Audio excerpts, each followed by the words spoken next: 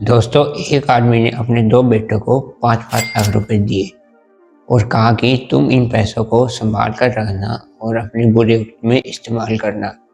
तो दोनों बेटों ने वैसा ही किया और अपने बाप का काम माना। लेकिन उनके संभाल कर रखने का तरीका बिल्कुल अलग अलग था। पहले बेटे ने उन 5 लाख रुपए को एक बक्से में संभाल के ताला लगा के रख दिया और उसी तरफ उसके दूसरे बेटे ने उन 5 लाख रुपए की एफडी करवा दी। जब उन्होंने 10 साल बाद देखा तो पहले बेटे के 5 लाख रुपए अब उनकी वैल्यू घटकर सिर्फ 2.5 लाख रुपए रह गई और उसी तरफ दूसरे बेटे ने जो 5 लाख रुपए की एफडी करवा दी थी, आज उनकी वैल्यू बढ़कर 10 लाख हो चुकी थी। हेलो दोस्तों, वेलकम टू खुद से बनो, जहां हम पैसा कमाने से ज़्यादा पैसा बचाना और ग्रो करना सीखते हैं। आज की वीडियो में हम बात करेंगे कि सेविंग और इन्वेस्टमेंट क्या होती है और इन्फ्लेशन का क्या इम्पैक्ट होता है और आप इससे कैसे बच सकते हैं। तो चलिए शुरू करते हैं। दोस्तों, क्या आपको पता है सेविंग क्या होता है? सेविंग का मतलब है पैसा सेफ जगह रखना, जैसे कि सेविंग अकाउंट, एफडी या फिर कैश। यहाँ रिस्क कम होता है लेकिन रिटर्न भी। दोस्तों, चलिए अब बात करते हैं इन्फ्लेशन क्या होता है।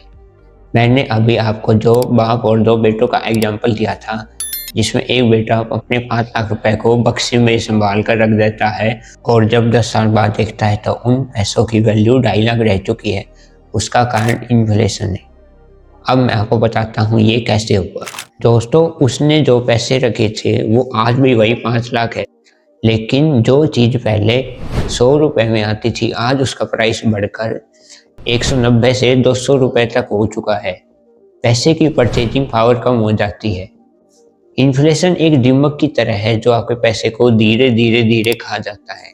अब आप जरा अज्यूम कीजिएगा, आपने 1 लाख रुपए बैंक में रखे और आपको 4% इंटरेस्ट मिला, लेकिन इन्फ्लेशन था 6%, तो आपका वैल्यू ग्रो हुआ ही नहीं, बल्कि 2% से वैल्यू लॉस हो गई। इसलिए सिर्फ सेविंग करना लॉन्ग टर्म में लॉस हो सकता है। दोस्तों, इंडिया में इन्फ्लेशन की एवरेज रेट 5 से 7% ईयरली है। अब अगर आपको अपना पैसा ग्रो करना है तो आपको अपने पैसे को ऐसी जगह इन्वेस्ट करना पड़ेगा जहाँ रिटर्न ज़्यादा है।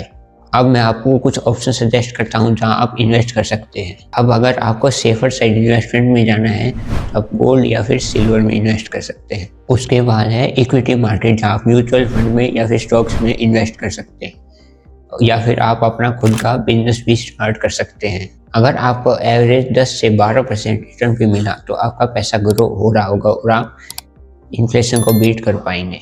लेकिन दोस्तों, इसका ये मतलब नहीं है कि सेविंग बेकार है। बिना सेविंग के आप इन्वेस्टमेंट कभी नहीं कर पाएंगे। आपको ध्यान रखना है कि आपको पहले 3 से 6 महीने का इमरजेंसी फंड बनाना चाहिए, उसके बाद ही इन्वेस्टमेंट शुरू करनी चाहिए, क्योंकि सिर्फ रिस्क लेना ही बेवकूफ़ी है और कैलकुलेटेड रिस्क लेना मतलब कि स्मार्टनेस। सेविंग आपको सेफ रखती है और इन्वेस्टमेंट आपको ग्रो करने में हेल्प करती है।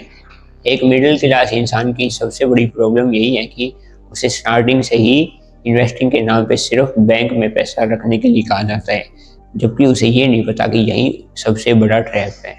अगर आप भी चाहते हो कि आपका पैसा आपके लिए काम करे तो खुद से बनो को सब्सक्राइब करें। हम मिलते हैं आपको एक और वीडियो में, तब तक के लिए जय हिंद।